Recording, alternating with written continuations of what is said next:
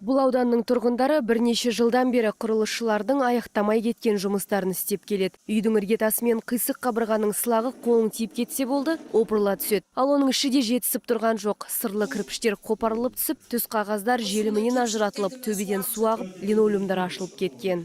Мына жерде жаңбыр жауғанда, түнде сарылдап мына жерден су аққанда, мен немене болғанын білмей ұшып түрегеп, мына жердің бәрі су болып, неше шелек суды нетіп құрғатып шығардым мінекей. Таң атқанша осыны сарылдатып отырдым. Ал Балтаевтар отбасы болса, шатырдағы тесікті жыл сайын жамайды екен. Әйтсе де еш нәтиже жоқ. Міне мына үйді балаларымыз госпрограммен алған болатын. Біз кіргенде, балаларымыз кіргенде, мынаның төбесі түсіп жатқан. Оны бізге бірінші штукатурить етіп, бәрін ағартып, терезенің бәрін жөндеген. Bir жылдан кейін міне төбесі қайтадан түсіп кетті. Құрылысшылардың материалды үнемдеп жасағаны көрініп тұр. Тіпті қауыздың өзіне жас бала әрең сияды. Ал темір есіктерінің түрі болса мынау. Құрылыстың айқын кемшіліктерін көру үшін маман болудың қажеті жоқ. Ал жергілікті шенеуніктер болса, нысанды Еңбек Өскемен компаниясына эксплуатацияға беріпті. Областной прокуратураға, Нұр Отанға, жергілікті әкімге барлығына арызданып жаздық. Бірақ ешқандай нәтижесін көргеніміз жоқ. Келет кісілері келмейді емес, осы 3 жылда келіп отыр. Талай рет суретке түсіріп әкетті, үйдің ішінде, сыртында істейміз, көмектесеміз дейді. Бірақ бір литр әлгі водомульсионканы береді де қоя береді. Міне ағартып берейік, сылап берейік. Ондай бізге керек жоқ. Бізге нағыз істеп беретіні. Мына шатырын ашып жапсын, төбесін жылыласын. Одан кейін мына сыртын барлығын жылылап берсін. Мына терезені ашып қайтадан жапсаң, мына стендер бүйтіп солқылдайды. Енді соны приемші қайтып алған, оны көзін байлап алды ма?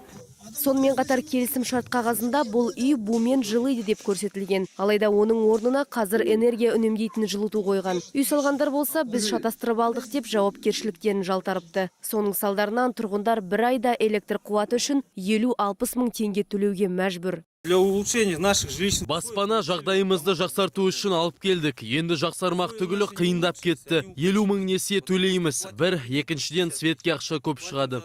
Үйдің несиесі әрбір тұрғын үшін 5,5 миллион теңгені құрайды. Бірақ бұл үйдің бағасы оған татымайды дейді тұрғындар. Тіпті жергілікті әкімдіктегілер әу баста наразылық білдіргендерге үй ұнамаса тізімнен алынасыңдар деп те жекіпті.